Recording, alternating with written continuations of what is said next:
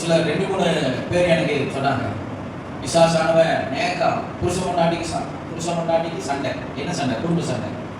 சண்டை போட்டோன்னே நம்ம சபையில் நடந்த ஒரு சம்பவம் தான், நான் யாருன்னு கேட்காது. உடனே மனம் கேட்குது, நீ எல்லாம் ஞானசானம் எடுக்கிற, நீ எல்லாம் போய் திருவிட்டு எடுக்கிற, வெக்கமில்ல உனக்கு அப்படின்னு சண்டை. பிசாசு எப்படி வரா பாருங்க.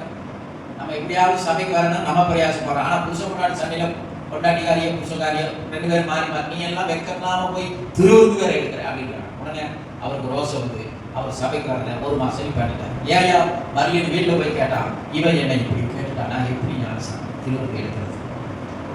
அதுதான் பொண்டாட்டி தான் நான் கேட்டுட்டு போகுது, ஏமா இப்படி கேட்காதமா. அந்த வார்த்தையை யூஸ் பண்ணாதீங்க தயவுசெய்து. அந்த வார்த்தையை யூஸ் பண்ணீங்கன்னா அது பிசாசு உங்க மூலம் தெரிய செய்யலாம். இந்த இடத்துல வந்து திருவந்தின் முன்னாடி நிற்கும் பொழுது சில பாவ குறைகள் குற்றங்களை அறிக்கையிட்டு தான் பண்றோம்.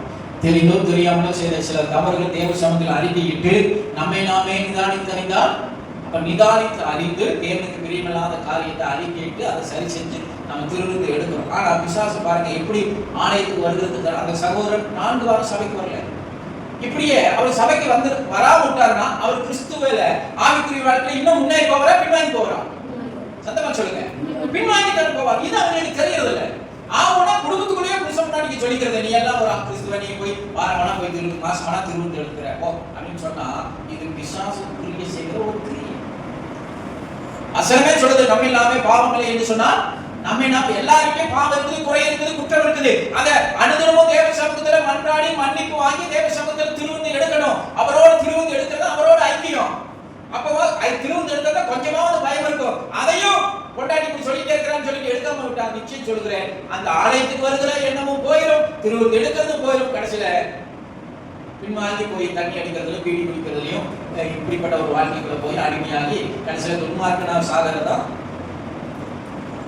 தேவனுடைய பிள்ளைகளை உபதேசத்தை கேட்டதுனால தெசலோனிக்கே பட்டணத்தார் என்ன ஆனாங்க? சபைக்கு வருகிற தேவ பிள்ளைகளை உபதேசத்தை கேளுங்க. கொஞ்ச நேரம் ஆனாலும் பரவாயில்ல, உபதேசத்தை உட்கார்ந்து வார்த்தையை கேளுங்க. சங்கீதக்காரர் சொன்னா கர்த்தருடைய வார்த்தைக்காக என் வாயை என்று என்ன செய்ய, ஆனா வாய் இல்லை, அவர் இருதயத்தை சொல்றார். அவருடைய வார்த்தை கேட்கறது என் இருதயம் வாஞ்சியா இருக்கு. அவர் எனக்கு போதித்து நான் நடக்க வேண்டிய வழி எனக்கு என்ன செய்வார்? நாட்டுவார். என் மேல் கண்ணை வைத்து எனக்கு, அதுதான் உபதேசம்.